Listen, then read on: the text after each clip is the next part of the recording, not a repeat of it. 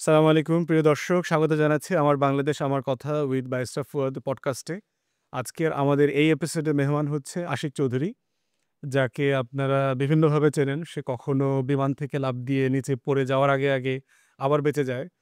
আর বাংলাদেশটাও যখন ব্যবসা-বাণিজ্যে পড়তে একদম মাটিতে পড়ে যাচ্ছিল, সেই সময় সে ফ্লাই করে বাংলাদেশে চলে আসছে। প্যারাসুট দিয়ে এটাকে কোনোভাবে ঠেকিয়ে রাখা যায় কিনা আমাদের অর্থনীতিকে। তো আশিক চৌধুরী, আপনাকে স্বাগত জানাচ্ছি। ধন্যবাদ ভাই। তো আসলে কি আপনি বাংলাদেশে প্যারাসুটে কানেক্ট করতে পারছেন? না বাংলাদেশ পড়ে যাচ্ছে? চেষ্টা করছি, আপ্রাণ চেষ্টা করছি আমরা। আম যেখান থেকে শুরু হয়েছে সেই জায়গাটা একটা ফ্রি ফল এর মতো। Bangladesh was on a free fall. আপনারা অনেকেই হয়তো শুনেছেন, দেখেছেন যে ইনফেক্ট আমার মনে আছে যে আমি তো ব্যাংকিং সেক্টরে ছিলাম এর আগে সিঙ্গাপুরে। In fact I used to cover Bangladesh as one of the markets. তো গত বছর এরকম সময়ে আমরা এরকম সিনারিও তৈরি করছিলাম যে ডিসেম্বর ২০২৪ নাগাদ বাংলাদেশ যদি ব্যাংক্রাপ্ট হয়ে যায়, তাহলে আমাদের ব্যাংক হিসেবে আমরা আসলে কিভাবে বাংলাদেশ থেকে বেরিয়ে যাব সেটা নিয়ে কাজটা চলছিল ব্যাক এন্ডে। তো সেখান থেকে এখানে নিয়ে আসা, এটা অবশ্যই আমার একার এফোর্ট না, but we are part of a team that's trying to now put a parachute on top. Investment সামিটকে ঘিরে আপনার পরিচিতি এবং আপনাকে নিয়ে যথেষ্ট আগ্রহ, কৌতূহল তৈরি হয়েছে জি। এবং আপনাকে বাংলাদেশে কানেক্ট করবার মতো খুব বেশি কিছু নাই পিছনে, এক্সেপ্ট যে আপনি বিমান থেকে লাফ দিয়ে পড়ে যাচ্ছেন। এর বাইরের আপনিটা আসলে কে? বাংলাদেশের মাটির সাথে আপনার সম্পর্কটা কি? আমি একেবারেই দেশের খেয়ে এবং দেশের টাকায় বড় হওয়া ছেলে। আমার পরিবার সামরিক পরিবার থেকে আমি বড় হয়েছি। সো আমি সবসময় বলি যে সিএমএইচে আমি যখন জন্ম হয়েছিলাম, তো আমার সিএমএইচে ঢাকা। যশোর সিএমএইচে আমার জন্ম যশোরে। তো আমার মনে আছে যে আমার বাবা-মা ওই বিলটা রেখে দিয়েছিলেন যে ৳১৫ উনারা দিয়েছিলেন আরকি আমার ফুল এই ম্যাটারনিটি প্রসেস এর ভিতর দিয়ে। তো সরকারি সাবসিডিতে জন্ম হওয়া থেকে শুরু করে ক্যাডেট কলেজে পড়ালেখা করেছি, সেটাও সরকারি সাবসিডিতে। ঢাকা ইউনিভার্সিটিতে পড়েছি আইবিএতে। সেখানেও এইচএসসি রেজাল্টের কারণে স্কলারশিপ ছিল সরকারের টাকায়। তো আমি একেবারেই আসলে born and brought up by the country. দেশ ছেড়েছি তার একটু পরে ক্যারিয়ারের কারণে। তো সবসময় দেশে ফেরত আসার একটা ইচ্ছা ছিল, দেশকে কন্ট্রিবিউট করার একটা ইচ্ছা ছিল। সেই সুযোগটা তো সবার হয় না। অনেকেই করতে চান। বাট কাকতালীয়ভাবে একটা সুযোগ হয়ে গেল। তো এটাই হচ্ছে আসলে এটার জেনেসিস। সবসময়ই আসার ইচ্ছা ছিল। হঠাৎ করে হয়ে গেছে। আ ২-১ জায়গাতে আমার সোর্সে আমি শুনলাম আরকি যে প্রফেসর ইউনূস নাকি ফোন দিয়ে বলছে যে, "আশিক, আর কতদিন? বাংলাদেশকে তো একটু সেবা করতে হবে। চলে আসো।" তো পরের দিন নাকি টিকিট কেটে চলে আসছেন। এরকম একটা ব্যাপার? মোটামুটি কাছাকাছি, গল্পটা কাছাকাছি। তো আ যেটা বললাম যে আজকে তো ৫ই জুলাই। ৫ই জুলাই ২০২৪ সালে বাংলাদেশে আ বিডার চেয়ারম্যান হওয়া আমার ক্যারিয়ার ট্র্যাকে ছিল না। এটা আমি আপনাকে গ্যারান্টি দিয়ে বলতে পারি। ইনফেক্ট তারপরে অনেক কিছুই তো বাংলাদেশের আসলে আমার মনে হয় স্ট্যান্ডার্ড ট্র্যাকে আর হয়নি। আমি তার আগে বেশ কয়েকবার দেশে ফেরত আসার চেষ্টা করেছিলাম যে দেশে এসে আমি দেশের সরকারকে কোনোভাবে সাহায্য করতে পারি কিনা। বাট তার আগের সরকার আসলে ওই অপরচুনিটি গুলা বা আমি যেগুলো ওনাদেরকে অফার করেছি ওনাদের পছন্দ হয়নি। এবং আমি ফ্রি করতে চেয়েছিলাম আসলে একদম প্রো বোনো কিছু যদি সাপোর্ট দিতে পারি দেশকে। তো স্যার যখন ফোন করলেন তখন আসলেই একদম হঠাৎ করে এক ভর দুপুরে ফোন করে বললেন যে, "আমার মনে হয় যে একটা ভালো অপরচুনিটি আছে তোমার দেশের সেবা করার জন্য। তুমি যদি রাজি থাকো তাহলে আমি আ ক্যাবিনেটে আইডিয়াটা প্রপোজ করতে পারি যে তোমাকে নিয়ে আসার জন্য।" তুমি আমার রিকোয়েস্টটা রাখবে কিনা যে দেশের সেবা করার জন্য তুমি আসতে রাজি আছো কিনা? তো এরকম প্রশ্নের তো আসলে একটাই উত্তর হয়। এই পরীক্ষার আনসার একটাই আসলে। তো তো in any it's a life case time exam. it is a lifetime exam and but I'm very humbled যে এরকম সুযোগ একটা পাওয়া গেছে। তো তার যেদিন স্যার বললেন একটা রোববার উনি আমাকে বলেছিলেন। ওই সপ্তাহেই আমি দেশে এসে আসলে স্যারের সাথে দেখা করে অ্যাপয়েন্টমেন্ট নিয়ে ফেরত গিয়েছিলাম আমার মনে আছে। তো এটা কি ফ্যামিলি অথবা যেহেতু কর্পোরেটে ছিলেন, আমি তো জানি যে একটা টার্মিনেশন একটা আছে, নোটিস আছে, নোটিস পিরিয়ড আছে। সো এটা কি ডিফিকাল্ট ছিল না যে হুট করে একটা সিদ্ধান্ত নেওয়া? আর বাহিরে যেহেতু আমি লম্বা সময় ছিলাম, জি, বাহিরের লাইফ প্যাকআপ করে ফার্স্ট ওয়ার্ল্ড থেকে ফার্স্ট ওয়ার্লড এ মুভ করা ইজি। জি, আপনি আমেরিকা থেকে লন্ডন চলে গেলেন, লন্ডন জি। থেকে অস্ট্রেলিয়া চলে গেলেন। কিন্তু থার্ড ওয়ার্লড এ ব্যাক করা it's a very challenging job. Very challenging. I absolutely agree এবং আমার জন্য যত না চ্যালেঞ্জিং, ইকুয়ালি চ্যালেঞ্জিং বা তার চেয়েও বেশি চ্যালেঞ্জিং সম্ভবত আমার বাচ্চাদের জন্যে এবং আমার ওয়াইফের জন্যে। বাংলাদেশে তো অনেক ধরনের চ্যালেঞ্জ মেয়েরাও ফেস করেন। তো both from a emotional point of view to financial support point of view সবখানেই আমার ওয়াইফের একটা আনওয়েভারিং সাপোর্ট আছে। উনিও যেহেতু একসাথে চাকরি করেন মাল্টিন্যাশনালে, তো আমরা ওরকম একটা তখন আসলে ডিসিশন নিয়েছি যে ঠিক আছে লং টার্মে দেশের জন্য কিছু করতে পারার এই সুযোগ আর কখনোই হয়তো পাওয়া যাবে না। সো আমরা এই ঝাপটা আরেকবার একটা ঝাঁপ না হয় দিলাম দেশের জন্য। প্যারাসুট ছাড়া আর কি। প্যারাশুট ছাড়াই আরেকটা এই ঝাপটা আরো বড় ঝাপের মতো মনে হচ্ছে। সেই ঝাপটা দিলাম। তো এবং বাচ্চাদেরকেও আমরা রিলোকেট করেছি। সো ওইগুলা কনসিডারেশন এ নিয়েই বাট আসলে তখন emotions were so high as you can remember August সেপ্টেম্বরের দিকে পোস্ট গত পোস্ট বছর surprising. Post surprising it was not even a second thought যে আমরা আসলে দেশে আসবো কি আসবো না। এটা আসা উচিত হচ্ছে কি হচ্ছে না। প্র্যাকটিক্যালিটির কথা চিন্তা করে ওগুলো আসলে আমরা কখনোই অতদূর কাম হোয়াট মে আর কি। অ্যাবসোলিউটলি তো আ বাংলাদেশের তো একটা কথা প্রায় বলে আর কি, দেখলাম যে যারা ট্রল করে যে বাংলাদেশে তো এরকম হাজার, হাজার আশিক চৌধুরী আছে। ডক্টর ইউনূস তো আর সবাইকে ফোন দেয় নাই। তাহলে ফোন দেওয়ার এই সম্পর্কটা কোত্থেকে তৈরি হইল? হাজার, হাজার আশিক চৌধুরী আছে এবং তাদেরকে আমাদের সবারই হয়তো ফোন দেওয়া দরকার। যারা এরকম বিদেশে আছেন, দেশে কিছু করতে চান, তাদেরকে আমাদের নিয়ে আসা দরকার। আসলে আম আমি হয়তো একটা গিনি পিগ। কারণ আমি যতদূর জানি যে এরকম সিনিয়র সচিব পদমর্যাদায় যখন আমাকে নিয়ে আসা হয়েছিল সরকারে, এরকম করে আসলে কাউকে এরকম ডিরেক্ট এন্ট্রি করে নিয়ে আসা সরকারে হয়নি আগে। এবং maybe if my experiment is working out fine, then we should do more of the same. স্যারের সাথে আমার পরিচয়টা খুবই আ কিন্তু অল্প। আমি জানি না অনেকে জানেন কিনা। উনার সাথে আমি অল্প কিছুদিন একটা গ্রামীণ টেলিকম ট্রাস্টের বোর্ডে আমি অল্প কিছুদিন একেবারে ভলান্টারি একটা ফাইন্যান্সিয়াল অ্যাডভাইজার রোলে ছিলাম। আমি উনি যেই ফান্ডগুলো অ্যালোকেট করেন বিভিন্ন ট্রাস্টে, এনজিওতে সেখানে আমি উনাদেরকে কিছু অ্যাডভাইস দিয়েছিলাম। বাট তারপরে উনার সাথে আমার আর যোগাযোগ ছিল না। অনেকদিন সেটা কোন সালের দিকে? সেটা ২০২১ এর দিকে, ২১-২২ সালের দিকে। তারপরে আর আসলে উনার সাথে আমার কোনো যোগাযোগ হয়নি। ২২ এর পরে আবার যোগাযোগ হয়েছে ২৪ এর সেপ্টেম্বরে। এই জিনিসটা কিন্তু আমাকে মানে মানে আজকে শুধু আপনি না, আমাকে অনেকেই বলেছে যে মেধাবী যদি কারো সাথে প্রফেসর ইউনূস একবার মিট করেন, তিনি নাকি তাকে মনে রাখেন। রাইট, এটা নাকি তার একটা অসাধারণ গুণ আছে এবং যখন যাকে যেখানে প্রয়োজন হয় উনি নাকি বলেন যে, "ওই ছেলেটা না দুবাই থাকে, ওকে একটু কল করো। রাইট, ও জানবে এই রাইট, কাজটা। রাইট। ওই ছেলেটা না ওইখানে থাকে, ওই মেয়েটা না ওইখানে থাকে।" জি, তো এরকম দেখলাম যে এরকম মানে ব্রিলিয়ান্ট মেধাদেরকে যে পিক করা, এটার একটা মানে হিউজ, মানে এটাকে কি বলা যায়? এটা কিন্তু একটা ভিশনারি লিডারশিপের বৈশিষ্ট্য আরকি। জি। এটা যারা বড় লিডার তাদের সবারই এই একটা ক্যারেক্টার থাকে তবে আপনি ওনারা। যেহেতু সিঙ্গাপুরে ছিলেন, জি, লিও কুয়ান ইউ তো আমরা অ্যাবস পড়েছি, আপনি অ্যাবস ওখানে you live through the experiences এবং উনি নাকি একই কাজ করেছেন। অ্যাবসোলিউটলি।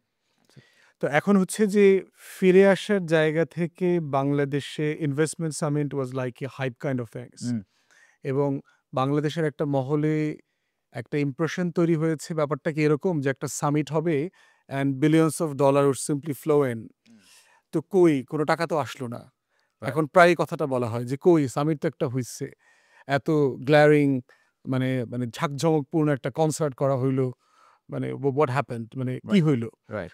তো আসলে আপনি কি অ্যাচিভ করতে চেয়েছিলেন? আসলে এই পর্যন্ত আপনি এটাকে অ্যাপ্রাইজাল করছেন কিভাবে? জি, থ্যাংক ইউ।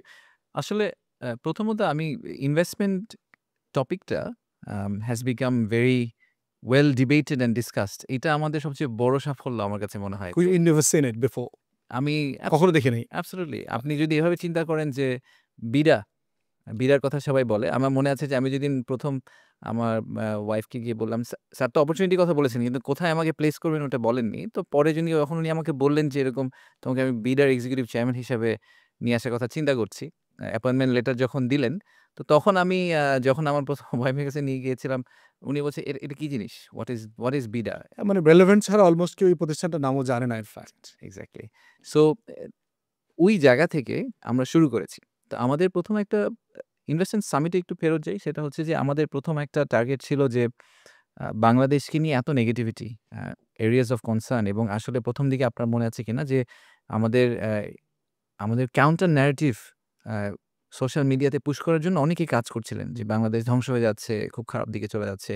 বিদেশের কাছে আপনি যদি ইউকেতে বসে আমি দুজনেই লন্ডনে ছিলাম। আপনি বিবিসি খুলেন বা যেকোনো গুগল সার্চ করেন বাংলাদেশকে নিয়ে, it was very negative. The storm, earthquakes, Absolutely, accidents, absolutely, train collapse. absolutely. On top now political turmoil, law and order has completely broken. এরকম বিভিন্ন ধরনের কথাবার্তা হচ্ছিল। তো what we really wanted to do is to bring as many foreign investors possible on the ground, because আমি আগেও দেখেছি যে যখন একবার একজন ইনভেস্টর বাংলাদেশে ফিজিক্যালি আসেন, তার বাংলাদেশ সম্বন্ধে যে ধারণাটা তৈরি হয় সেই ধারণাটা is grossly different from his desktop research. তো we wanted to bring them here and show them যে আসলে একটা আপরাইজিং হয়েছে and that was necessary, that political instability was needed for the longer term stability. কিন্তু সেটাতে দেশ ধ্বংস হয়ে যায়নি, এবং দেশ অ্যাকচুয়ালি একটা রাইট ডিরেকশনের দিকেই যাচ্ছে from an economic point of view বলেন বা ওভারঅল ইনস্টিটিউশনাল যে ফাউন্ডেশনাল জিনিসগুলো আমাদের ঠিক করা দরকার ছিল সেসব অ্যাঙ্গেল থেকে বলেন। তো সেটা করার জন্য আমরা একটা কংগ্রিগেশন করার চেষ্টা করেছিলাম। It was never meant to create the hype it originally created. আমরা সবাই তার লাগেজ ভরে ভরে ডলার নিয়ে আসবে এয়ারপোর্টে, ব্যাপারটা একদম। আর যারা যে অরিজিনাল আমি পয়েন্টটা বলার চেষ্টা করছিলাম যে এটা বিনিয়োগ নিয়ে এখন অনেক কথাবার্তা হয়। কিন্তু এটা তো একটা স্পেশালাইজড সেক্টর। যারা বিনিয়োগ নিয়ে কাজ করেন, ইনভেস্টমেন্ট নিয়ে কাজ করেন, তারা খুব ভালো করে জানেন। হয়তো জেনারেল পাবলিকের কাছে এটা টেকনিক্যালিটিটা অত ক্লিয়ার না যে বিনিয়োগ আসলে ওভারনাইট আসে না। যেকোনো investment decision tax usually about 2 years. ২ বছরের মতো সময় লাগে। সো ১ম যিনি ওই দিন এপ্রিলের ৯ তারিখে বাংলাদেশে আসলেন এবং আমাদের প্রেজেন্টেশন দেখলেন, আমার বেস্ট কেস অ্যাজাম্পশন হচ্ছে যে উনি এপ্রিল ৯, ২০২৭ সালে গিয়ে হয়তো বাংলাদেশে ইনভেস্টমেন্ট ডিসিশন নিবেন। বাট আমাকে তো পাইপলাইনটা তৈরি করতে হবে। আমরা 0 থেকে শুরু করছি, যেখানে একেবারেই কিছু নেই। তো সেই জন্য that was the original intent. So ওখানে একেবারেই ইনটেন্ট ছিল না যে একদম লোকজন এসে সাথে, সাথে চেক লিখে এই বছরের ইনভেস্টমেন্টকে ড্রাইভ করার জন্য সামিটটা করা হয়নি। করা হয়েছে পারসেপশন চেঞ্জ করার জন্য, নাম্বার 1। আর নাম্বার 2 হচ্ছে একটা জেনুইন সলিড পাইপলাইন তৈরি করার জন্য ফর নেক্সট 3 to 5 ইয়ার্স। তো যেটা অ্যাচিভ করবার জন্য আপনারা কাজটা করলেন, ওটাকে কি আপনারা এখন রিভাইজ করতে পারছেন অথবা রিভিউ করতে পারছেন যে আমাদের পারসেপশন ক্রাইসিসকে অ্যাড্রেস করা হচ্ছে, ইনভেস্টার্স কনফিডেন্স বিল্ড করছে, এটার কি কোনো নমুনা আপনারা দেখতে পাচ্ছেন? আম কিছুটা দেখতে পাচ্ছি। যেমন ধরেন আমার একটা এক্সাম্পল হচ্ছে যে আমরা খুব রিসেন্টলি যখন ইনকামিং ইনভেস্টরদের সাথে কথা বলছি বা যারা আগে কখনোই বাংলাদেশে আসেননি কিন্তু ওনারা এখন আসার কথা প্ল্যান করছেন, তারা অনেকে যোগাযোগ করছেন। তো সেই যোগাযোগটা অনেক ক্ষেত্রেই ইন্টারেস্টিংলি তারা বলেন যে, "হ্যাঁ, তোমরা তো একটা ইনভেস্টর সামিট করেছিলে। সেখানকার কিছু ম্যাটেরিয়াল দেখে আমার মনে হলো যে, we want to have a conversation. Bangladesh সম্বন্ধে আমরা আরেকটু জানতে চাই।" এই লিড জেনারেশনটাই আসলে আমাদের অরিজিনাল ইনটেন্ট ছিল যে মানুষের একটু আগ্রহ তৈরি হোক বাংলাদেশকে নিয়ে। একটু আগ্রহ তৈরি হয়ে আমাদের সাথে ১ম কথাটা বলুক। তারপরে সেখান থেকে conversion rate is a game. হয়তো ১০ জন নক করলে তার থেকে হয়তো ২ জন ইনভেস্ট এটা করবেন। প্রথম প্রেমের মতো আরকি, যে Absolutely. মানে এটলিস্ট চোখাচোখিটা হোক। হ্যাঁ, একটু দেখে ভাল লাগলো আরকি যে হুম। ঠিক আছে। তো সেই জায়গাটাতে এরপরে ফেজ আউট কি? মানে সাবমিট করে ফেললেন। এরপরে এটার ফলো আপ কি করবেন? Right. That's a good question. So সামিটের থেকে আমরা যেটা আসলে আমাদের টেক অ্যাওয়ে হিসেবে আমরা যেটা করার চেষ্টা করলাম, যারা সামিটে এসেছেন এবং তারপরে আপনারা দেখেছেন যে চায়না বাংলাদেশেরও কিন্তু আমরা আলাদা একটা কনফারেন্স করেছি যখন চাইনিজ কমার্স মিনিস্টার এসেছিলেন প্রায় ৩০০ কোম্পানিকে নিয়ে। We are tracking this set of people who came. তাদের অর্গানাইজেশন ধরে, ধরে আমরা একটা আসলে মাস্টার লিস্ট মেইনটেইন করি এখন বিডাতে। বিডার হিস্টোরিক যে রোল ছিল, সেই রোলটা থেকে এই রোলটা খুব ডিফারেন্ট। আমরা আগে এটা করতাম না। আমরা এখন একটা পাইপলাইন ডেভেলপমেন্টের মতো এক্সারসাইজে চলে গেছি। যেখানে আমি ট্র্যাক করব এদেরকে। যখন বাংলাদেশে নতুন একটা আপডেট হবে তাকে আমি নক করব। আমি তার সাথে কনস্ট্যান্ট একটা কমিউনিকেশন রাখার চেষ্টা করব সো দ্যাট সে বাংলাদেশের কথা ভুলে না যায়। আপনি যদি মানে কাইন্ড অফ ফিটিং লিস্ট, মানে বিডা ফিটিং লিস্টে আছে তারা এখন এরকম। এক্সাক্টলি, এবং আপনি এভাবে চিন্তা করেন যে আমাদের ডে টু ডে লাইফেও যখন আ আমরা একটা খাওয়ার কথা চিন্তা করছি বা একটা রেস্টুরেন্টে যাব, কনসিস্টেন্টলি যদি একটা রেস্টুরেন্ট আমাকে পিং না করে তাহলে কিন্তু রেস্টুরেন্টের কথা ভুলে যাই। তারপর দেখা যায় আমরা নেক্সট ১০ বারের মধ্যে রেস্টুরেন্টে যাইনি। নতুন কি অফার আসছে, নতুন কি খাবার আসছে, নতুন শেফ আসছে। Absolutely. So we have to keep reminding them that there is an option called Bangladesh which has the right business case. So please don't forget. তো সেখানে কি রেসপন্স পাচ্ছেন? মনে হচ্ছে যে মানুষ পজিটিভলি নিচ্ছে, ব্যবসায়ীরা পজিটিভলি নিচ্ছে? ডেফিনিটলি রেসপন্স পাচ্ছি। আমরা কিছু কনভার্সনও করেছি। আমার একটা ফ্যান্টাস্টিক ২ টা আমার এক্সাম্পল আছে। I am really proud of them. ১ম টা হচ্ছে যে আ এয়ারলাইনে যেই বিজনেস ক্লাসে ট্রাভেল করলে একটা অ্যামেনিটি কিট দেয়। সেই অ্যামেনিটি কিটটা একজন চাইনিজ একটা বড় কোম্পানি আছে, তারা ওই কিটটা বানায়। তো তারা এখন আমাদের সাথে সামিটেই ১ম তারা বাংলাদেশে এসেছিল এবং তারপরে they decided যে অ্যামেনিটি কিট ম্যানুফ্যাকচারিংটা তারা বাংলাদেশে করবে। তো বাকি সবকিছু এনে এখানে কিটটা বানিয়ে প্যাক করে আবার সব চাইনিজ এয়ারলাইনের কাছে পাস করে দিচ্ছে। এবং ইন্টারেস্টিংলি আমরা বিডা থেকে যদিও লিডটা পেয়েছি, আমরা ফ্যাক্টরিটা করার জন্য বেবজাকে দিয়ে দিয়েছি। So this is one thing আমার সরকারের মধ্যে মনে হয় যে ক্যাটাগরিক্যালি মিসিং, সেটা হচ্ছে ইন্টারনাল কোঅর্ডিনেশন এবং একটা টেরিটোরিয়াল মেন্টালিটি নিয়ে সরকার অপারেট করে। আমরা সেখান থেকে সরে আসতে চাই যে বিনিয়োগ যেখানেই হোক এটা আসলে দেশের জন্য লাভ। সো বিনিয়োগ আমার পছন্দ মতো জায়গায় হতে হবে। আমি যেহেতু বেজা চালাই বেজাতেই হতে হবে এমন কোনো কথা নেই। যেখানেই বিনিয়োগ হবে সেটা দেশের জন্য লাভ হবে। আরেকটা ভালো এক্সাম্পল হচ্ছে যে ওই সময় একটা কোম্পানি এসেছিল, তারা একটা টেক্সটাইল অ্যান্ড গার্মেন্টস ম্যানুফ্যাকচারার। তো তারা ফাইনালি ডিসিশন নিয়েছে তারা প্রায় ১৫,০০০ লোকের কর্মসংস্থান হবে এরকম একটা end to end integrated garment manufacturing plant করবেন। তাদেরকে বিশাল জায়গা দিয়ে আমরা আসলে এটা নিয়ে কাজ করা শুরু করেছি। সো এরকম বেশ কিছু কেস আছে যেগুলা লাইভ, কোয়াইট অ্যাডভান্স, ইউরোপিয়ান একটা ডাচ একটা ফার্নিচার কোম্পানি আছে। সো এরকম বেশ কয়েকটা কোম্পানি আছে। আমাদের আসলে একটা এখন জেনুইন পাইপলাইন আছে। So we are very excited about it. আমি একটু ওয়েট করতে চাই। হয়তো বছরের শেষ নাগাদ গিয়ে আমি একটা রিপোর্ট প্রকাশ করব যে বিডা অ্যাক্টিভলি কতগুলা ইনভেস্টমেন্ট সামিট থেকে আনতে পেরেছে। প্লাস হচ্ছে যে সামিট তো ধরেন একটা বিষয়, রাইট। একটা হচ্ছে যে এন্টায় বাংলাদেশ যে প্রোপাগান্ডাটা আছে যে Bangladesh is not suitable, credit score ভালো না, পলিটিক্যাল ইনস্টেবিলিটি আছে, এখানে স্টেবল গভর্নমেন্ট নাই, তারপরে ক্রেডিট লাইনের প্রবলেম আছে বাংলাদেশের ব্যাংকিং সেক্টরে। এই বিষয়গুলোকে কাউন্টার করবার জন্য বিডা কি করছে? একটা হলো সামিট, মানে সামিট পার্ট। আচ্ছা। সো একটু উপর থেকে আসতে হবে। ১ম টা হচ্ছে যে এমনিতেই এফডিআই সিনারিও আপনি যদি খুব রিসেন্টলি দেখেন, আংচাদের একটা কয়েকদিন আগে রিপোর্ট বের হয়েছে। এফডিআই কিন্তু ওভারঅল ডাউন ইয়ার ওভার ইয়ার মানে গ্লোবালি কথা বলছেন। Globally. Globally it's down. It has gone down because of geopolitical tensions. এই কারণে এফডিআই নেমে গেছে। তো তার উপরে বাংলাদেশের কিছু ফ্যাক্টর তো আছেই ডিফিকাল্ট। ১ নাম্বার হচ্ছে যে ক্লাসিক ইনভেস্টর যারা, উনারা স্টেবিলিটি খুঁজেন। এখন উনাদের ডেফিনিশন অফ স্টেবিলিটি, যেহেতু আমি ওয়েস্টার্ন মার্কেট থেকে এসেছি, উনাদের ডেফিনিশন অফ স্টেবিলিটি হচ্ছে যে লাস্ট বছরের পর বছর ধরে এখানে আসলে কোনো ধরনের পলিটিক্যাল আনরেস্ট হয়নি, এটা হয়নি, সেটা হয়নি। তো আমরা তো একটা ট্রানজিশনের ভিতর দিয়ে গেছি। তো তখন সবারই মনে হয় যে আচ্ছা এই ট্রানজিশনটা কি আবার রিপিট হবে? নাকি এই ট্রানজিশনটা এখন এই যে নতুন স্টেট অফ স্টেবিলিটি এসেছে, এই স্টেবিলিটিটা কন্টিনিউ করবে? সো অনেকেই মনে করেন যে আচ্ছা ঠিক আছে কিছুদিন একটু দেখি যে আসলে এটা ঠিক ডিরেকশনে যাচ্ছে কিনা। দ্বিতীয়ত হচ্ছে যে আমরা যেই ভঙ্গুর ইকোনমিক একটা পজিশন থেকে শুরু করেছিলাম, সেই কারণে খুবই কন্ট্রাকশনারি মনিটারি পলিসিতে আমরা অপারেট করছি। That is the right thing to do for the country. But contractionary monetary policy also means যে আপনার আসলে ওভারঅল ইনভেস্টমেন্ট কমে যাবে। এটাই হওয়ার কথা। ওই ইটস আ একটা cycle, conservative approach. You have to go through that cycle for the pickup. পিকআপের আগে আপনাকে সাইকেলটার ভিতর দিয়ে যেতে হবে। সো এরকম কিছু ফ্যাক্টর আছে, যেই ফ্যাক্টরের কারণে আমি পার্সোনালি মনে করি যে বাংলাদেশের এই মুহূর্তে আমাদের focus investment development point of view থেকে হওয়া উচিত, how do we make the investment climate better so that once we go out of this contractionary cycle, তখন যাতে যারা ইনভেস্ট করার জন্য তখন রেডি থাকবেন তাদেরকে আমরা খুব ইজিলি এক্সিকিউট করে ইনভেস্টমেন্টটাকে নিয়ে আসতে পারি। তো সেইটাই আমাদের প্রাইমারি ফোকাস এবং আমরা সেই মেসেজটাই আসলে পাস করার চেষ্টা করছি। আমরা প্রতি ২ মাস অন্তর we do this webinar, it's called state of investment climate. সেখানে আমরা আমাদের একটা রিপোর্ট কার্ডের মতো আছে। আমরা ৩০ টা বিনিয়োগের সাইডে আমরা ৩০ টা রিফর্ম ইনিশিয়েটিভ নিয়ে কাজ করছিলাম। প্রধান উপদেষ্টা উনার লাস্ট বক্তৃতায়ও বলেছেন। তার মধ্যে ১৮ টা শেষ হয়েছে। আরো ১২ টা শেষ করা বাকি আছে। তো আমরা ওই প্রতি ২ মাস পর একটা রিপোর্ট কার্ড দেই যে এটার মধ্যে এতটুকু হয়েছে, এতটুকু হওয়া বাকি আছে। বাট আমরা ডিসেম্বর নাগাদ আমি চেষ্টা করছি যে এই সবগুলা ৩০ টা ইনিশিয়েটিভই ক্লোজ করে নিয়ে আসতে। মাঝখানে তো আপনি তো একটা আমলনামার হিসাব দিয়েছেন। ইয়েস। আমি একটু প্রেসে বলেছিলাম, কমিশনের একটা মিটিংয়েও বলেছিলাম অলরাইট। যে প্রধান উপদেষ্টা এবং সব উপদেষ্টার তাদের ৮-১০ মাসের আমলনামার একটা খতিয়ান দেওয়ার কথা আরকি, দেওয়ার জন্য বলেছি। তো আপনি পাবলিকলি সেটা দিয়েছেন আরকি। ধন্যবাদ জানাচ্ছি। তো হঠাৎ করে কেন ফিল করলেন আরকি যে আপনি তো প্রধান উপদেষ্টার চাকরি করছেন। তো প্রধান উপদেষ্টা তো রিপোর্ট কার্ড দিতে বলে নাই। জি। তো আপনি হঠাৎ করে কেন ফিল করছেন? আমি অবশ্য You স্যারকে felt বলেছি। obliged. That's fair. মানে সত্যি কথা যে আমিও স্যারকে বলেছি যে, "স্যার আমার মনে হয় সবারই এটা করা উচিত। সব উপদেষ্টারই হয়তো এটা করা উচিত।" এবং আমার মনে আছে আপনার বক্তৃতাতে আমি দেখেছিলাম। ইট ইস এ এটা ক্লাসিক একটা ইন্টারেস্টিং সিচুয়েশন। সেটা হচ্ছে যে এগেইন যেহেতু ইনভেস্টমেন্ট খুবই একটা স্পেশালিস্ট আইডিয়া, এটা নিয়ে যারা ইনভেস্টমেন্ট স্পেসে কাজ করেন, ধরেন আমার কাউন্টার পার্টি ব্যাংকার বলেন বা অন্য ইনভেস্টরদের বলেন, তাদের সাথে আমাদের রেগুলার যোগাযোগ হয়। তো পাবলিক পারসেপশন তো আমরা ড্রাইভ করাটা আমার প্রাইমারি দায়িত্ব না আসলে। আমার প্রাইমারি দায়িত্ব হচ্ছে আমার যেটা স্পেশালাইজেশন, যেটা আমার দায়িত্ব সেটা পালন করা।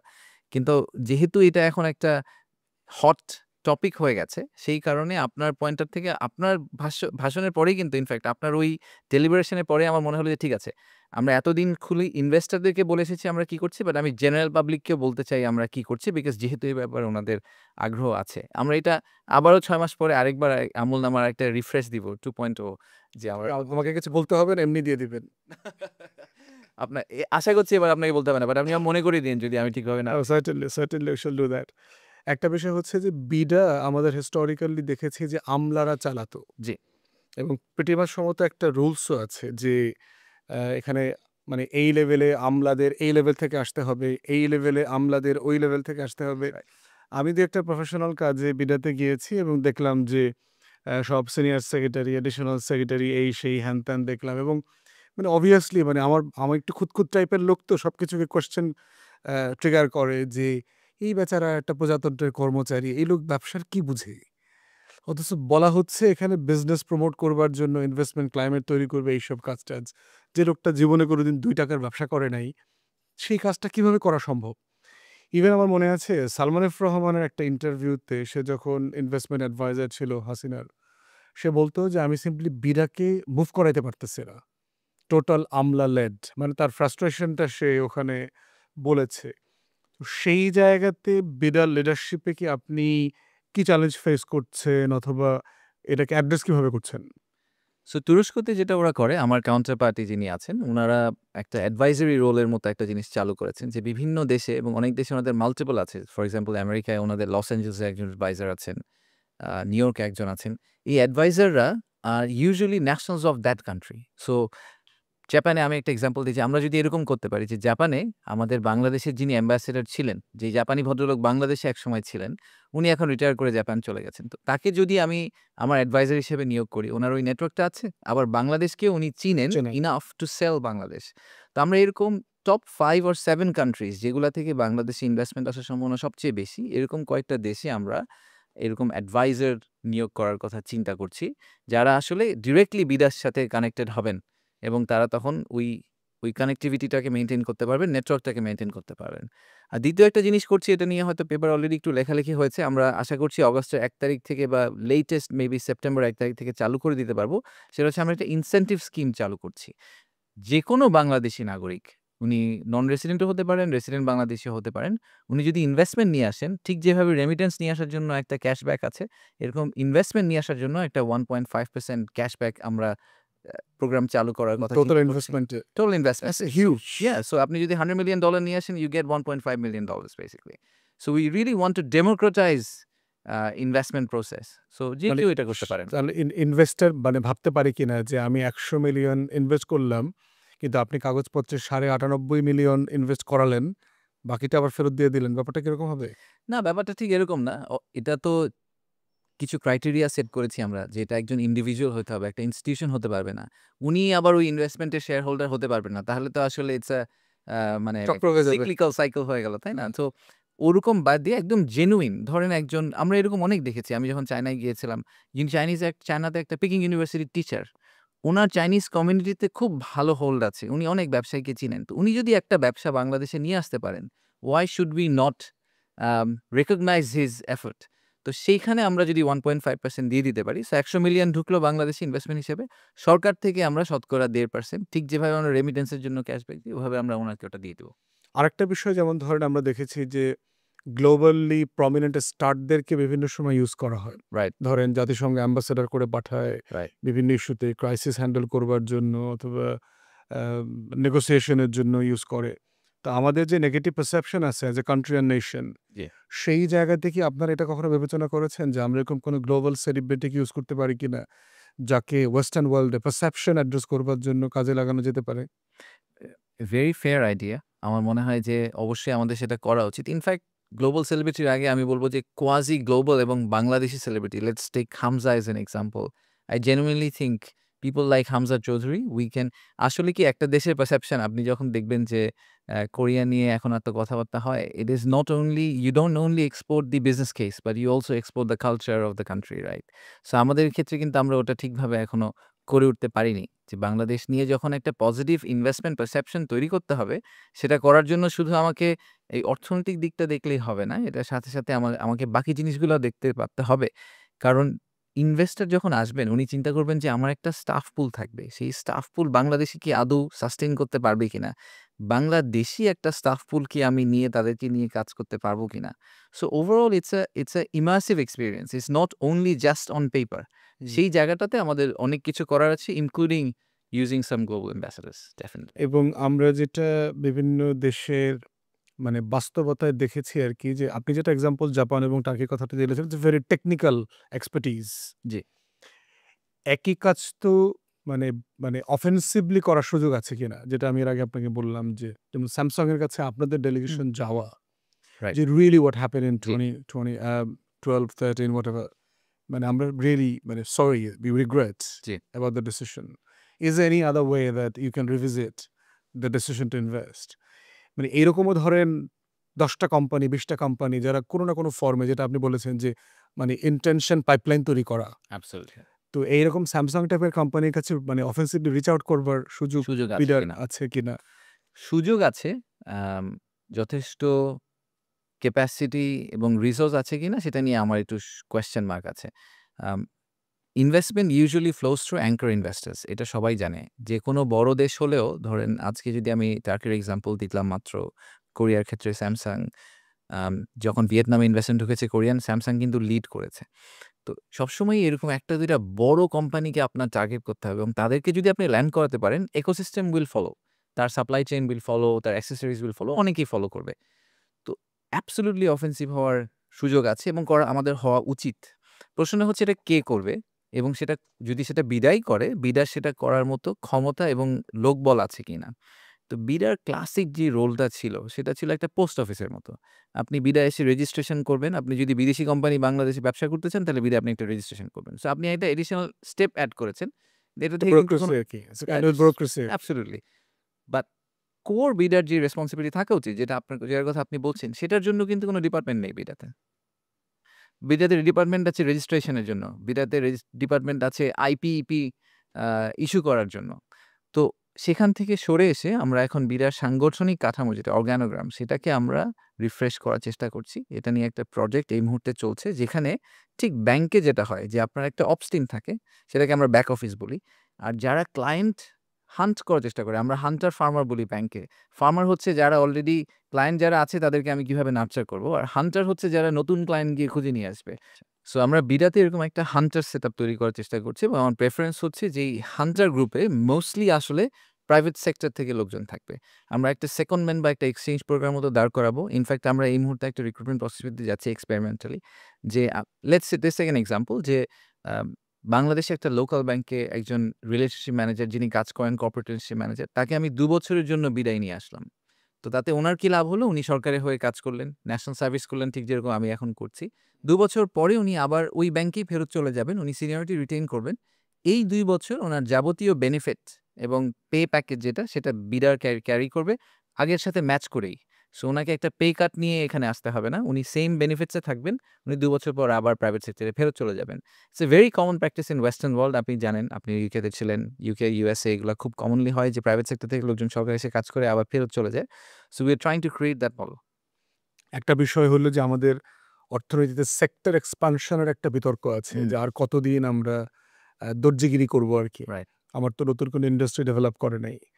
তো সেখানে আমার মনে আছে যে আমাদের কাছ থেকে আমরা যেহেতু মানে রাজনৈতিক কর্মী, আমাদের সারা দুনিয়া থেকে দেশ নিয়ে ভাবে এমন মানুষজন আমাদেরকে নক করে, কাগজপত্র পাঠায়, পেপার পাঠায়। তো আমার মনে আছে আমেরিকা থেকে এক ভদ্রলোক, উনি সেমিকন্ডাক্টর নিয়ে উনার একটা গবেষণা আছে। উনি একটা পেপার-টেপার পাঠাইলেন আমাকে। তো আমি তো যেহেতু সায়েন্স পড়ি নাই, আমার এগুলো বোঝায় যথেষ্ট ঘাটতি আছে। বাট আমি যেটা সামারি বুঝতে পেরেছি সেটা হচ্ছে, যেহেতু তাইওয়ান স্ট্রেইট হচ্ছে এখন সেমিকন্ডাক্টরের টিএমএইচএস সম্ভবত সবচেয়ে বড় জি, ইন্ডাস্ট্রি। আবার চায়না থেকে ইনভেস্টমেন্ট পুল করছে আমেরিকা তার স্ট্র্যাটেজিক রিজনে। তো এইটার জন্য কংগ্রেস ইতিমধ্যে নাকি ২০০ থেকে ৩০০ বিলিয়ন ডলার অলরেডি ইনভেস্ট করবে সারা দুনিয়াতে, অলরেডি সিদ্ধান্ত নিয়ে নিয়েছে।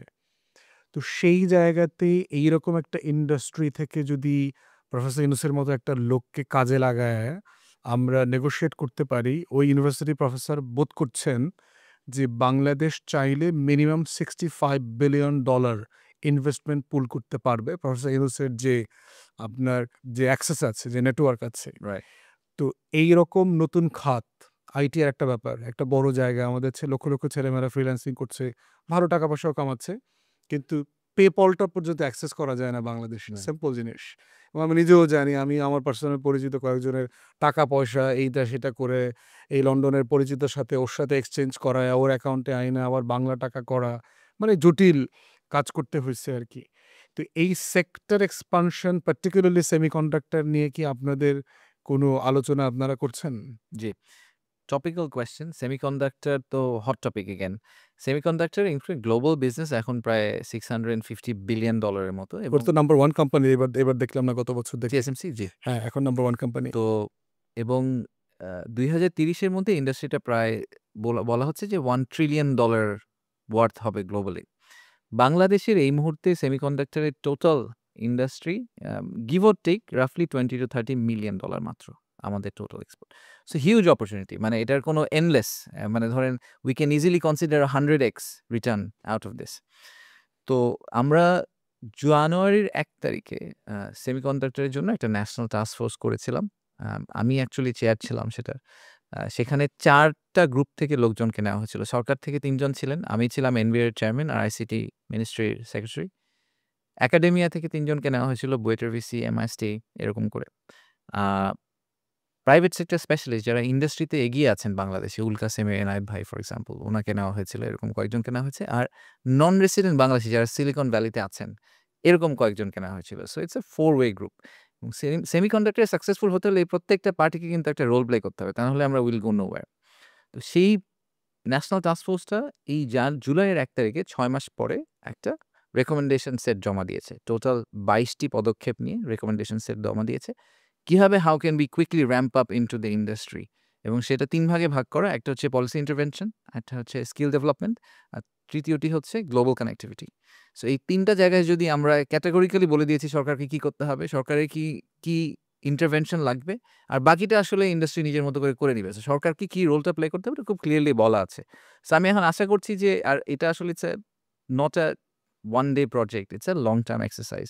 তো আমি আশা করছি যে আগামী যখন সরকার আসবেন তারাও এটাকে ফলো থ্রু করবেন। তারা এটাকে কন্টিনিউ করবেন। ওনারা যদি কন্টিনিউ করেন, I genuinely think to your point যে সেমিকনে আমাদের মানে দি দি অপরচুনিটি ইস ইনফিনিট। সত্যি কথা বলতে আমাদের যে ইয়াং ওয়ার্কফোর্স, এটাই তো আমাদের একটা প্রেডিকশন সেদিন দেখলাম যে মালয়েশিয়াতে নাকি ওরা প্রেডিক্ট করছে যে ওদের আগামী ৩ বছরে ওদের ৬০,০০০ আম সফটওয়্যার ইঞ্জিনিয়ার লাগবে যারা সেমিকন স্পেশালিস্ট। কিন্তু ওদের কোনোভাবেই হিসাবে ২০,০০০ এর বেশি ওরা লোকালি প্রোডিউস করতে পারবে না। তার মানে ৪০,০০০ তো আমরা ইজিলি বাংলাদেশ থেকে এক্সপোর্টই করতে পারি। Forget about even local industry. আমরা ৪০,০০০ ছেলে-মেয়েকে ইজিলি মালয়েশিয়াতে সেমিকনের জন্য ইন্ডাস্ট্রিতে পাঠাতে চাইনিজ মার্কেটেও একই অবস্থা। ইটস এ হিউজ ডিমান্ড আছে সেখানে। পারি। আরো ২-১ টা বিষয় টাচ করব, সেটা হচ্ছে যে চিটাগং পোর্ট নিয়ে আপনি অনেক আলোচিত সমালোচিত হয়েছেন। যেহেতু আপনি দেশের বাইরে থেকে টেসছেন, একটা এজেন্ডা নিয়ে আসছেন, জি। কোনো একটা গোয়েন্দা সংস্থার আমাদের একমাত্র ফাংশনাল বন্দরটা নাকি আপনি বিক্রি করে দিতে যাচ্ছেন। রাইট। এবং এই বিক্রি করে দেবার সন্দেহটা আরো বেশি ঘনীভূত হয়েছে ইরানের ইসরায়েলের অ্যাটাকের পরে আরকি। যে জি। আমরা দেখলাম যে চাবাহার পোর্ট কিভাবে ইন্ডিয়াতে দেওয়ার কারণে সেখানে মোসাদ ইন্টারফেয়ার করেছে, ইন্টারভিউ করেছে ইনফ্যাক্ট কাইন্ড অফ এ রয়ের মাধ্যমে, এবং ৫৫-৫৬ জন রয়ের এজেন্টও ধরা পড়েছে দেখলাম ইরানে। রাইট। সো আপনিও এরকম একটা মানে মাস্টার প্ল্যানের অংশ আমাদের পোর্টটাকে বিক্রি করে দেবার জন্য জি। আরকি। তো আসলে দেশ বিক্রির অংশ হিসাবে পোর্ট কতটুকু বেচা-বিক্রি করছেন আপনারা? আম মানে কোত্থেকে শুরু করব চিন্তা করছি আপনার এই প্রশ্নের উত্তর দিতে। দেশ বিক্রিটাই আমার ইন আ ওয়ে আমার চাকরি আরকি। মানে ইন আ নাইসার ওয়ে, যে দেশকে প্রমোট করে দেশে যদি আমি কিছু ইনভেস্টমেন্ট আনতে পারি, সেটারই একটা অফশুট হিসাবে আসলে পোর্টে কিভাবে জড়িয়ে গেলাম এটাও একটা মজার কাহিনী বটে। একদিন ধরে আপনার রেখে দিলাম। ডিপার্টমেন্টের অংশও না কাইন্ড অফ, তাই না? In a way it's not right? So the only relevance I have is যদি আসলে ক্লাইমেট, বিজনেস ক্লাইমেট। বিজনেস ক্লাইমেটের জন্যই আসলে আমার ইনভলভড হওয়া। এবং আপনার মনে আছে কিনা যে আমরা যে ইনভেস্টমেন্ট সামিট করলাম, ওখানে আমরা যেই লং টার্ম অ্যাম্বিশনটার কথা শেয়ার করার চেষ্টা করেছি যে Bangladesh becoming a factory of the world, সেটা হতে হলে আসলে লজিস্টিক্স নেটওয়ার্কটা ঠিক হতে হবে। এটা না হলে the rest of the story will not work out. সেই কারণেই আমার ন্যাচারাল ইন্টারেস্ট ফর পোর্টস, যে পোর্টটা ঠিক করতে হবে ভাই। তা না হলে আসলে এই দেশের আর কিছু হবে না। তো তো আমার কেসটা খুব সিম্পল। আমি খুব সিম্পলি জিনিসটাকে দেখি। সেটা হচ্ছে যে বাংলাদেশের আ একমাত্র পোর্ট চট্টগ্রাম পোর্ট এই মুহূর্তে এবং আগামী যেই পোর্টগুলোর কথা বলা হচ্ছে মাতারবাড়িতে ডিপসি পোর্ট, লালদিয়াতে একটা এপিএম এর একটা পোর্টের কথা বলা হচ্ছে, মংলা। টার্মিনাল করা হচ্ছে, মংলাতে কাজ হচ্ছে। এই সবগুলা পোর্ট আ কমপ্লিট অপারেশনে যেতে মিনিমাম ৩ থেকে ৫ বছর সময় লাগবে। এই ৩ থেকে ৫ বছর আমরা কি করব? ৩ থেকে ৫ বছর তো আমাদের আসলে এই নিউমোরিং কন্টেইনার টার্মিনালই আমাদের হৃৎপিণ্ড, রাইট? তো এনসিটি যদি আমি এই ৩ থেকে ৫ বছর একটা লোকাল অপারেটরকে দিয়ে চালাই, সে যেই লেভেলের এফিশিয়েন্সি এবং or inefficiency let's put it that way এবং যেই লেভেলের করাপশন, এই করাপশনের গল্প আমরা বছরের পর বছর ধরে শুনে আসছি। আপনি যেকোনো ব্যবসায়ীকে জিজ্ঞেস করেন সে বলবে যে পোর্টের করাপশন আনবিয়ারেবল। এই যেগুলোর ভিতর দিয়ে আমরা চলে আসছি, এগুলাকে বদলাতে না পারলে আসলে আগামী ৩ বছর কোনো প্রোগ্রেস হবে না। তা আমার লজিকটা খুব সিম্পল যে আমার দরকার যে বেস্ট অপারেট করতে পারে। সে লোকাল হোক, সে বিদেশি হোক। আমার তাতে কিছু আসে যায় না। কারণ আমি জেনুইনলি মনে করি তার পাশে নেভাল বেস আছে। সো আমি সভরেন্টি নিয়ে ওয়ারিড না। ইনফ্যাক্ট আমি বলব এটা ইটস a ডিফেন্স মেকানিজম। আমি যদি আজকে ৪-৫ টা পোর্টে ৪-৫ টা শক্তিশালী আন্তর্জাতিক দেশের আ ইকোনমিক ইন্টারেস্টকে এস্টাবলিশ করতে পারি, তাহলে তারা তাদের নিজেদের স্বার্থেই আমার পোর্টগুলাকে আসলে সেফগার্ড স্টেবল করতে রাখবে। পারবে। অ্যাবসোলিউটলি। সো সেই পয়েন্ট অফ ভিউ থেকে আমার জন্য I don't really see this as sovereignty issue. I see this as an efficiency issue. এবং বাংলাদেশের এই কন্টেইনার টার্মিনাল গ্লোবাল র‍্যাংকিং এ ৩৩৯ টপ 100 এর মধ্যে majority are run by top 5 port operator. So এটাই ন্যাচারাল। এটা তো অস্বাভাবিক কিছু না। Again it goes back to the same point I was mentioning যে বিরাট চেয়ারম্যান যখন আপনি একজন সেক্রেটারিকে করেন, আপনি তো আসলে ভুল জায়গায় কম্পিট করছেন। আপনি 3rd ডিভিশনে খেলা একটা দলকে হঠাৎ করে বললেন ম্যানচেস্টার ইউনাইটেডের সাথে একটা ম্যাচ খেলো এবং এই খেলা তোমাকে জিততেই হবে। না হলে আসলে তোমার বাকি মৃত্যুদণ্ড সবকিছুতেই হবে। হ্যাঁ, তো এটা তো রিয়ালিস্টিক না। তো আমার লোকাল অপারেটর যে পৃথিবীতে আর কোথাও কখনো পোর্ট অপারেট করে নাই, তাকে আমি বলছি যে একদম মানে state of the art port একটা চালানোর চেষ্টা করো। কারণ this is the only port I have that doesn't make any sense. তো এখন এটা কোন জায়গাতে আছে আলোচনাটা? আলোচনা যে ডিপি জায়গাতে ওয়ার্ল্ডের সাথে যেটা আলোচনা চলছিল। আচ্ছা, ডিপি ওয়ার্ল্ডকে আমি একটু সাইডে রাখতে চাই। আমার মনে হয় যে ট্রানজিশনটা নিয়ে প্রসেসটা আমরা একটু ক্লারিফাই করি। ফার্স্ট এর ১ম পার্টটা হচ্ছে যে আমাদের কারেন্ট যে পোর্ট অপারেটর আছেন, আ উনার কন্ট্রাক্ট আসলে ৬ তারিখে এক্সপায়ার করে যাচ্ছে। আগামীকাল এক্সপায়ার করে যাচ্ছে। যেহেতু আগামীকাল এক্সপায়ার করে যাচ্ছে, আমরা তাই চট্টগ্রাম যে বন্দর কর্তৃপক্ষ সিপিএ চিটাগং পোর্ট অথরিটি তাদেরকে দায়িত্ব দিয়েছিলাম যে তাদেরকে একজন পোর্ট অপারেটর খুঁজে বের করার জন্য যে ট্রানজিশন ফেজটাকে ম্যানেজ করবে। তো আপাতত আমি যতদূর জানি নৌপরিবহন উপদেষ্টা যেটা বলেছেন যে সিডিডিএল চিটাগং ড্রাই ডক লিমিটেড ওনাদের অপারেশন আসলে ব্যাক এন্ডে নেভি করেন। তো সিডিডিএলকে দায়িত্ব দেওয়া হচ্ছে এই পোর্টটিকে চালানোর জন্য, অপারেট করার জন্য। while they run the port আমরা যেটা করব আমরা একটা ক্লাসিক টেন্ডারিং প্রসেসের ভিতর দিয়ে যাওয়ার চেষ্টা করব। একটা ইন্টারন্যাশনাল টেন্ডারের মতো হবে। সেখানে আমাদের অলরেডি আইএফসি আমাদের আসলে অ্যাডভাইজার হিসেবে কাজ করছে। তারা একটা টেন্ডার ডকুমেন্ট বানাবে, টেন্ডার হবে। সেই টেন্ডার হওয়ার পরে বিদেশি অপারেটরকে যদি এটা তো বিদেশি ডিপি ওয়ার্ল্ডই পাবে, ব্যাপারটা তো এরকম না। It's this they are one of the they are one of the front runners. So let's put it that way. They are one of the front runners এজন্য ডিপি ওয়ার্ল্ড এর কথা বারে, বারে উঠে আসে। সিঙ্গাপুর অথরিটি এবং আরো বিভিন্ন ইয়েস, সিঙ্গাপুর আছে, অনেকেই আছে। এবং প্রত্যেকেই ওনারা কিন্তু এখন ওনারা আমাদের রোড ম্যাপটা জানেন যে আমরা ২০৩০ এর মধ্যে ৬ টি পোর্টের কথা বলছি। আমরা খুব ক্লিয়ারলি বলে দিয়েছি, রাইট? সো উনাদের একটা টার্গেট আছে যে আচ্ছা এই ৬ টার মধ্যে আমি হয়তো 3rd পোর্টটাতে যেতে চাই। সো সবাই হয়তো সবগুলাতে বিডও করবেন না। So there is some play going on there. So there is এ মানে back house negotiation as well. Absolutely. তাহলে এটা কি মানে আপনি এখন যে ইনএফিশিয়েন্সি এবং করাপশনের কথা বলছেন, এটা কি এই যে ইন্টারিম যাদেরকে দেয়ার ব্যাপারে আলোচনা চলছে, তারা কি এটা কারেন্ট অ্যারেঞ্জমেন্টের থেকে আরেকটু বেটার করবে এরকম? আমি আশা করছি at least corruption significantly drop করবে।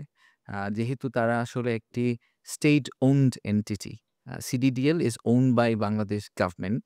সো একটা আর্মস লেন্থ ডিসট্যান্স অবশ্যই আছে বাংলাদেশ সরকারের সাথে। বাট যেহেতু স্টেট ওন্ড এন্টিটি এবং সশস্ত্র বাহিনী দ্বারা পরিচালিত আমরা নেভি চালায়। জি, আমরা হিস্টোরিক্যালি দেখে এসেছি যে সশস্ত্র বাহিনী দ্বারা পরিচালিত অর্গানাইজেশনগুলো কিন্তু এট লিস্ট আপনি corruption allegation significantly lower than wherever you see other operators. So সেই পয়েন্ট অফ ভিউ থেকে আমার ধারণা যে করাপশন একটা সিগনিফিক্যান্ট ডেন্ট হবে। রাইট। আরেকটা বিষয় হচ্ছে প্রায় শেষ দিকে আমরা কথা বলব, সেটা হচ্ছে যে আগামী বছর নভেম্বরে আমাদের এলডিসি গ্র্যাজুয়েশন হবার কথা আরকি, মধ্যমায়ের দেশ। তা আমরা যখনই ব্যবসায়ীদের সাথে কথাবার্তা বলি-টলি যে এবং একটা ২ টা চ্যালেঞ্জ আছে এখানে। একটা হচ্ছে যে যেই সকল ডেটার উপরে ভিত্তি করে এই অ্যাজাম্পশনটা করা হয়েছে, আমরা যেহেতু $১৫০০ প্লাস কান্ট্রি, সো আমরা এখানে গ্র্যাজুয়েশন করতে পারি। আবার এটাও একটা ইকুয়ালি আমরা জানি যে মানে ডেটা ম্যানিপুলেশনটা কোন লেভেলে হয়েছে গত ১৬ বছর এভরিওয়্যার। এবং আপনি যদি বিরাট কাজ করছেন ইকোনমিক ডেটা ম্যানিপুলেশন আপনি তো ফার্স্ট হ্যান্ড দেখতে পাচ্ছেন জি। আর কি। তো প্রশ্ন হচ্ছে যে তাহলে আমার অ্যাপ্লিকেশনটা কি একটা রং ফুটিংয়ের উপর করা হয়েছিল কিনা? যে আমি আমি ধরেন প্যারা অলিম্পিকের কোয়ালিফাইড লোকদেরকে মেইন অলিম্পিকে ওসেন বোল্টের সাথে কম্পিট করতে পাঠাচ্ছি কিনা আর কি। ব্যাপারটা এরকম কিছু ঘটবে কিনা? Right, right. আর দ্বিতীয় চ্যালেঞ্জ হচ্ছে যে আমাকে আপনি পাঠানোর সিদ্ধান্ত দিয়েছেন, কিন্তু কোনো ট্রেনিং নাই, কোনো প্রস্তুতি নাই। এই পুরো ট্রানজিশনটা আমি কিভাবে পার করব? যদিও আমাকে ৩-৪ বছর একটা গ্রেস পিরিয়ড দেবে 2030 পর্যন্ত। Is it good enough? আমরা কি আসলে হ্যান্ডেল করতে পারবো কিনা? এবং এরকম বক্তব্য আছে যে বাংলাদেশ মানে সিঙ্গাপুর নাকি এই ট্যাকটিকটা প্লে করেছে বহুদিন। যে তারা ডেভেলপ কান্ট্রি হওয়ার জন্য কোয়ালিফাই করেছে। কিন্তু বহু বছর নাকি লি কুয়ান ইউ এই অ্যাপ্লিকেশনটা করত না। সে ডেটা সাপ্রেস করে বলত যে, "না, না, আমরা এখনো গরিব দেশ।" এবং আপনি এখন দেখতে পাচ্ছেন যে ওয়াশিংটনের সাথে বেইজিংয়ের কিন্তু এই ইটা রয়ে গেছে। বেইজিং বলছে যে, "না, আমরা ডেভেলপ কান্ট্রি না, আমরা একটা ডেভেলপিং নেশন।" জি, এইজন্য সে মুদ্রার করে না, কারেকশন করে না। রাইট। কারেকশন না করলে সে হচ্ছে এক্সপোর্ট লেভারেজ পায়। তো সেই জায়গাতে যদি ১ম ২ টা আশঙ্কা সত্য হয় যে আমাদের সব প্রিপারেশন আছে, আমাদের ডেটা ম্যানিপুলেশন হয় নাই। তারপরও শুড উই মানে আমাদের এলডিসি গ্র্যাজুয়েশনে যাওয়াটা কি আসলে স্ট্র্যাটেজিক্যালি রাইট ডিসিশন হবে কিনা? Right. Um it's a very interesting question because এটা নিয়ে তো আপনি যেকোনো ফোরামে it will be a split forum.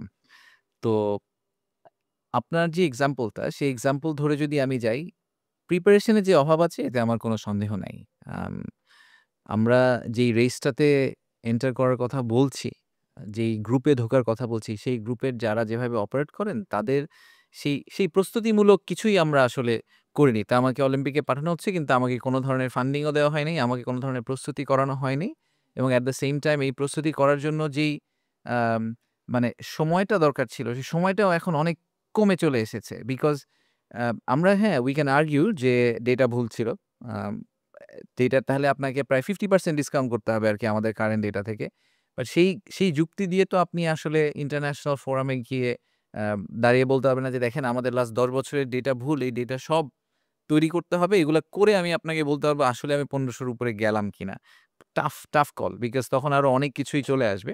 দ্বিতীয়ত হচ্ছে যে, এখন যদি আমরা ধরে নিই যে আসলে ডেটাটা ভুল হলেও এটা ১৫০০ র নিচে না, তাহলে আমাদের নেক্সট লজিক হবে যে আমাদের প্রিপেয়ারডনেস নাই। আমাদেরকে আরেকটু সময় দেন। তো এই সময়টা আসলে কিন্তু ডিসক্রিশনারি। উনাদের কাছে গিয়ে আমাদের চেয়ে নিতে হবে।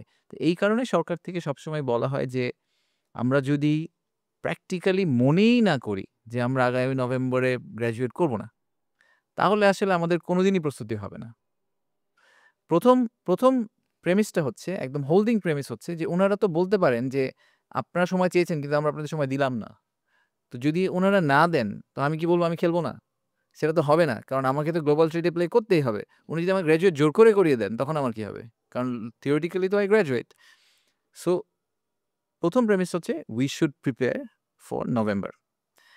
এটা আমার কমপ্লিটলি আমার পার্সোনাল মতামত। আই ডোন্ট থিংক ইটস মানে ইন্টারিম গভর্নমেন্টের মতামত আমি দিচ্ছি না। আমি আমার পার্সোনাল মতামত দিচ্ছি যে উই শুড প্রিপেয়ার 100%। ততদিন যেতে জিওপলিটিক্যাল সিচুয়েশন ঠিক কোথায় গিয়ে ঠেকবে এটা আমার মনে হয় it's anyone's guess, anyone's bet. So geopolitical pressure, trade ইমব্যালেন্সে আমরা কোথায় গিয়ে ঠেকি, ইউএসটিআর এর সাথে আমাদের এখন নেগোসিয়েশন চলছে সেটা কোথায় গিয়ে ঠেকে, আমরা কতগুলো এফটিএ সাইন করতে পারি। এরকম অনেকগুলা ইকোনমিক ফ্যাক্টরের উপর বেস করে আমাদের ফাইনালি একটা পজিশন নেওয়া উচিত যে আমরা গিয়ে আবার রিকোয়েস্ট করব কিনা যে আমাদেরকে আরো কয়েকটা মাস বাড়িয়ে দেন। So I think that's a that's a decision that should be taken closer to time. এখন বসে আমার প্লে হচ্ছে 1 ইয়েস আমাদের প্রিপেয়ারনেস একদম নেই। ২০২৪ সালে আমাদের যেখানে থাকা উচিত ছিল, প্রিপারেশন পয়েন্ট অফ ভিউ থেকে সেখান থেকে আমরা অনেক দূরে আছি। সো আমাদেরকে কোনোভাবে ফাস্ট ট্র্যাক করার চেষ্টা করতে হবে। সমস্ত শক্তি দিয়ে চেষ্টা করতে হবে আমরা যতটুকু প্রিপেয়ার হতে পারি, হওয়ার চেষ্টা করি। আর closer to time depending on the global trade, depending on geopolitical situation and our own internal economic and political situation, we need to take a call যে আমরা আসলে কি করব। এবং বাজেট একটা ক্লাসিক্যাল মানে মানে মাইলফলক বলবো আরকি যে মানে আপনি যে প্রিপেয়ারনেস এর কথা যেটা বললেন যে বাজেটে তো যেহেতু এটা লাস্ট ফাইন্যান্সিয়াল ইয়ার, জি, যদি আমি আগামী বছর নভেম্বর ধরি, তাহলে সেখানে বাজেটকেও দেখলাম না যে স্পেসিফিকলি এটাকে কেন্দ্র করে সাজানো হয়েছে।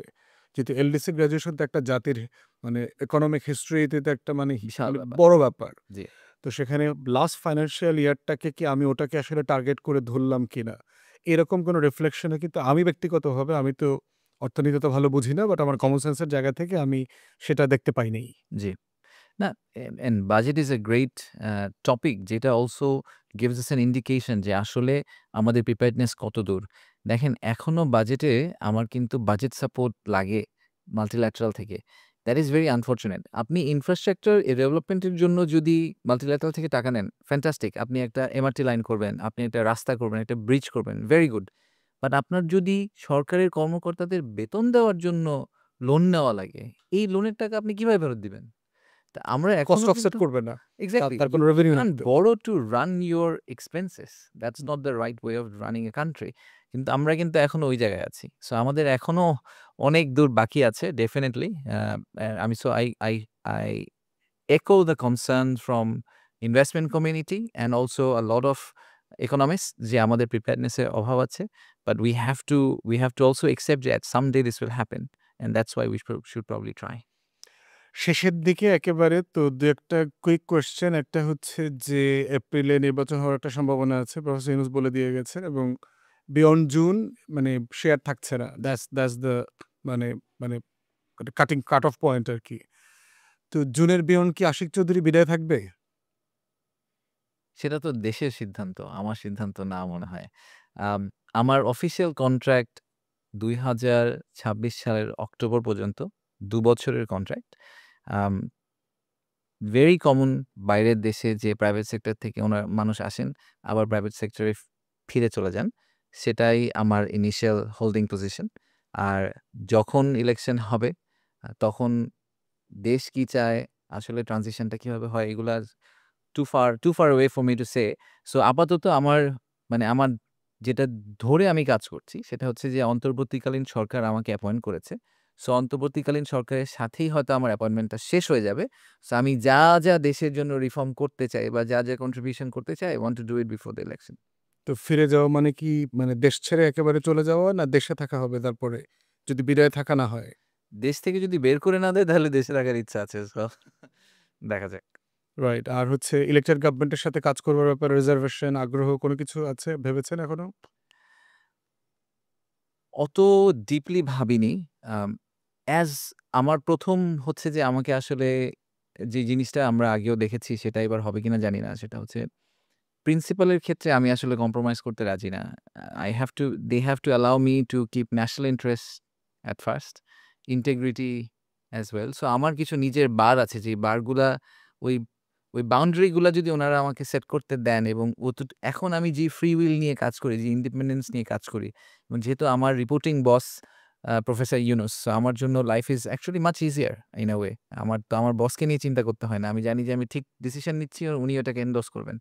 তো সেরকম যদি একটা সেটআপ হয়, তাহলে আমার ধারণা অনেক টেকনোক্র্যাটই হয়তো ইন্টারেস্টেড হবেন দেশে কন্ট্রিবিউট করার জন্য। সেটা আমাকে দিয়েই করাতে হবে এমন কোনো কথা নাই। Maybe there are many other investment individuals who can come and do my job and probably do better than I do. রাতের বেলা বাসায় যাওয়ার পরে কি মনে হয় নাকি ইটস এ ফ্রাস্ট্রেটিং ডিসিশন যে ইউ রিগ্রেট রাত রিটার্নিং?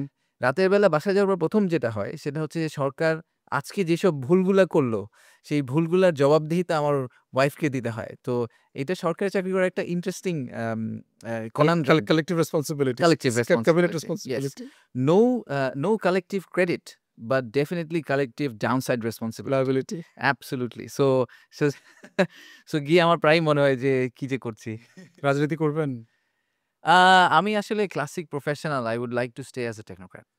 মানে ফিউচারে ভোট-টোট করবার গান পয়েন্টে গান পয়েন্টে ধরলে যে নির্বাচন করতে হবে, গান পয়েন্ট মানে তো হচ্ছে যে নির্বাচন নির্বাচন করতে হবে নির্বাচন অথবা মৃত্যু। মানে এটা এরকম তো আর আপনি কি। চে গুয়েভারার মতো করে বললেন আরকি। So that's a If different there is so a revolutionary decision that you have to stand. I would prefer to be a leader who is utilizing his strengths for the country, which in my case I think is finance and economics and investment. So সেই জায়গাটায় কাজ করার ইচ্ছা আমার বেশি। So I think আমি নিজেকে যেভাবে দেখি সেটা হচ্ছে যে আম আমাকে যদি আমার সেক্টরে কন্ট্রিবিউট করার সুযোগ দেওয়া হয়, I will try my best to serve the nation. It is not I don't think I'm married to a particular political theology. Obviously যেহেতু ইউকেতে আপনার মতো অনেকদিন থেকেছি, বড় হয়েছি। সো একটু লিবারালিস্ট, একটু লেফটিস্ট সেরকম ব্যাপার-স্যাপার আছে। But in general I think I am more focused towards national interest. Ashik Chowdhury, বিডের চেয়ারম্যান, অনেক ধন্যবাদ আমাদেরকে সময় দেওয়ার জন্য। প্রিয় দর্শক, শুনছিলেন আশিক চৌধুরীর কথা, স্বপ্ন, তার দেশে ফেরবার গল্প এবং বিডাতে সে যে প্যারাশুট জাম্পিং করেছে সিঙ্গাপুর থেকে সরাসরি, সেই বিডাতে আসলে সে কতটুকু রেস্কিউ করতে পারছে। That's for posterity. History will জাজ বোথ বিডা অ্যান্ড আশিক চৌধুরী এবং ইনুস সরকারকে। ইনুস সরকারের ফোন কলটা আসলে কারেক্ট ছিল কিনা, এরকম একজন মানুষকে ডাকাটা ঠিক হয়েছে কিনা, ডাকার পরে ১ সপ্তাহের মধ্যে ফিরে আসাটা সঠিক ছিল কিনা এবং এই সঠিক যদি কিছু কিছু থেকে থাকে, এই সঠিক কাজগুলো কি ২ বছরের বিয়ন্ডেও চলা উচিত ছিল কিনা।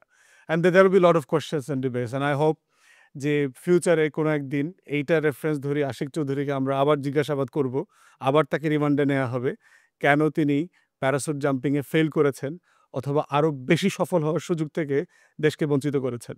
পরবর্তী এপিসোড দেখার আমন্ত্রণ জানিয়ে শেষ করছি। ভালো থাকবেন।